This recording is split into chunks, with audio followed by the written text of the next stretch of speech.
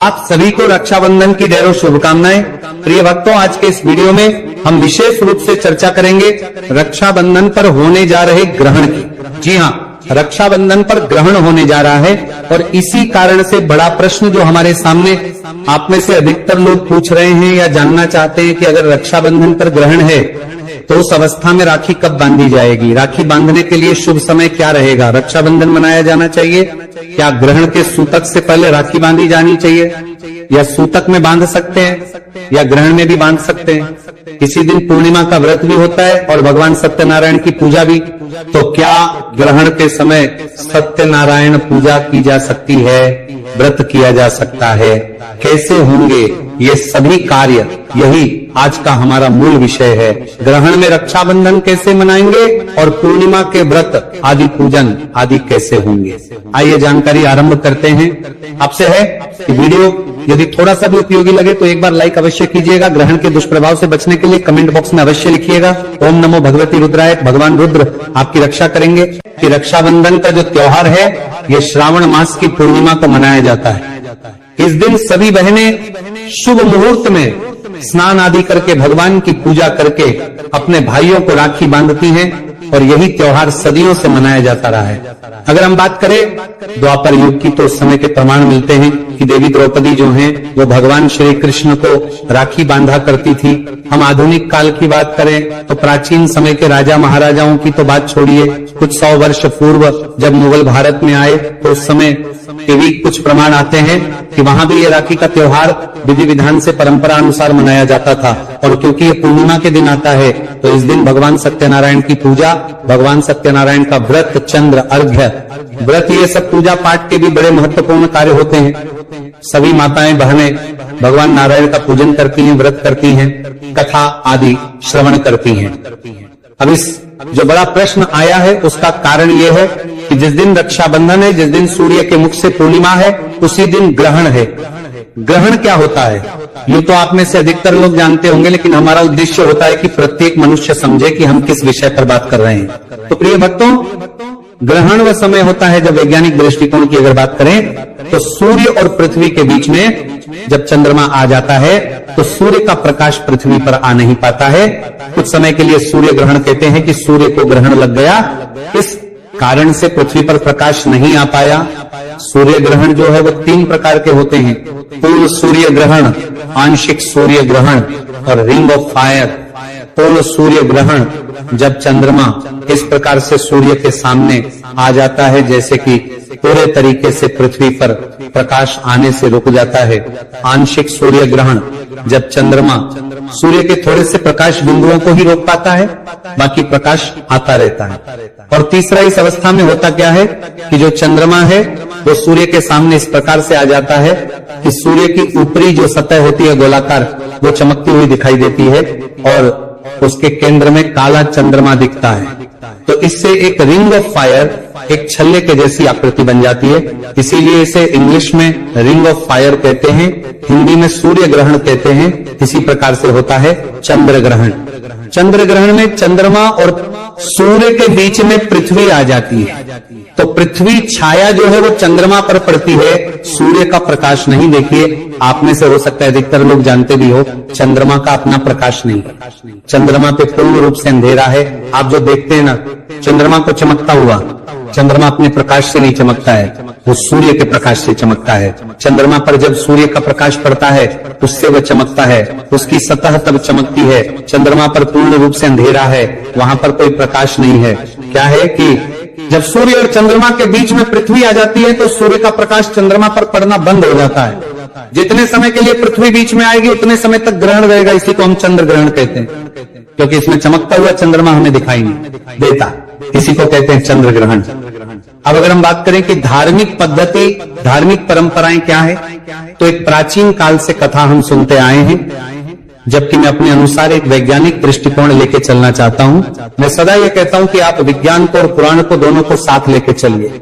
एक हाथ विज्ञान हो, एक हाथ में पुराण हो तो ये समाज आगे बढ़ेगा, इस समाज में उन्नति होगी। अगर हम कहें कि केवल एक ही शिक्षण पद्धति हमारे साथ होगी कि या तो हम केवल वैज्ञानिक दृष्टिकोण को माने और या तो हम केवल आध्यात्मिक दृष्टिकोण, तो उससे मनुष्य की उन्नति रुक जाएगी। केवल वैज्ञानिक दृष्टिकोण को अगर मान के चलेंगे तो आध्यात्मिक दृष्टिकोण से आप पिछड़ जाएंगे, क्योंकि हमारे जीवन में प्रकाश का कार्य अध्यात्म करता, आध्यात्मिक दृष्टिकोण को छोड़ देंगे, पूर्ण रूप से विज्ञान पर निर्भर होंगे, तो ये जो समाज है ना, ये भटक जाएगा। अंधकार जब सामने आएगा तो कोई राह दिखाने वाला होगा नहीं। उसी प्रकार से यदि केवल हम अध्यात्म को साथ लेके चलते रहेंगे और विज्ञान को पूरी तरह से छोड़ देंगे तो यह समाज उन्नति नहीं कर पाएगा, आधुनिक समाज के साथ ताल से ताल मिला के नहीं चल पाएगा। इसीलिए हमें अध्यात्म और विज्ञान दोनों को साथ लेके चलना है। तो जो आध्यात्मिक दृष्टिकोण है उसमें कथा आप सभी सुनते आए हैं कि प्राचीन जब समुद्र मंथन हुआ था उस समय पर देवताओं को अमृत पिलाने के लिए भगवान नारायण ने मोहिनी रूप धारण किया था। भगवान ने कहा मैं अमृत पान कराऊंगा, वो बैठ गए लाइन में, लेकिन उसमें एक असुर था, वो इसको समझ गया। अतः जब भगवान देवताओं को अमृत पान कराने लगे तो वो बीच में पंक्ति में जाके बैठ गया। वो बैठा चंद्र और सूर्य के बीच में। जैसे ही भगवान उसको अमृत पिलाने लगे तभी चंद्र और सूर्य चौंक के बोले, प्रभु ये तो असुर है। भगवान नारायण उसी समय अपना सुदर्शन चक्र धारण किया और उस असुर के सर को धड़ से अलग कर दिया, परंतु क्योंकि तब तक वो अमृत की कुछ बूंदे पी चुका था, इसी कारण से उसकी मृत्यु नहीं हुई। और अब उसका ये जो शरीर है ये दो भागों में विभक्त हो गया, जिसे हम राहु और केतु के नाम से जानते हैं। तो वर्णन कुछ इस प्रकार से आता है कथाओं में कि इसी से राहु केतु बड़े क्रोध हुए और वो सदा चंद्र और सूर्य से प्रतिशोध लेना चाहते हैं, उनको ग्रस करना चाहते हैं, खाना चाहते हैं। तो उनके मुख धड़ है नहीं, तो जैसे ही वो ग्रस करते हैं तो जैसे ही मुंह में चंद्र या सूर्य को रखते हैं उस समय पर ग्रहण लग जाता है। और उसके कुछ घंटे या कुछ मिनट बाद जब वो बाहर निकल जाते हैं, क्योंकि शरीर तो है नहीं तो अंदर समाएंगे कहाँ, तो वह ग्रहण समाप्त हो जाता है। इसीलिए कहते हैं इसको कि राहु ने ग्रस लिया है, ग्रह बना लिया है सूर्य देव का या चंद्र देव का, और इसीलिए इसको सूतक की परंपरा और इस प्रकार से कहा जाता है कि बड़ा कठिन समय है, इसमें हमें ये सावधानियां बरतनी चाहिए। तो मूल रूप से मैं यहाँ पर दृष्टिकोण को अधिक व्यापक मानूंगा। अब जो सूतक का समय होता है ना, ये अलग अलग होता है। ग्रहण के समय पर देखो, चंद्र ग्रहण है तो 9 घंटे पहले सूतक लगता है, और अगर सूर्य ग्रहण है तो 12 घंटे पहले सूतक लगता है। ये सही है कि अगर सूतक लग गया तो ना तो आप भगवान सत्यनारायण की कथा कर सकते, ना भगवान सत्यनारायण का व्रत पूजन कर सकते हैं, व्रत कर सकते हैं, पूजन नहीं कर सकते। ग्रहण के समय पर कोई भी पूजा पाठ आपके द्वारा नहीं की जा सकती। हाँ, मन मन में मंत्र जप कर सकते हैं, भगवान का पाठ सुन सकते हैं, कानों से सुना जा सकता है, आंखों से भगवान की तस्वीरें देखी जा सकती, पर मंदिर के पर्दे भी बंद रहते हैं। मंदिर के जो पट होते हैं ना, वो भी बंद रहते हैं ग्रहण के समय।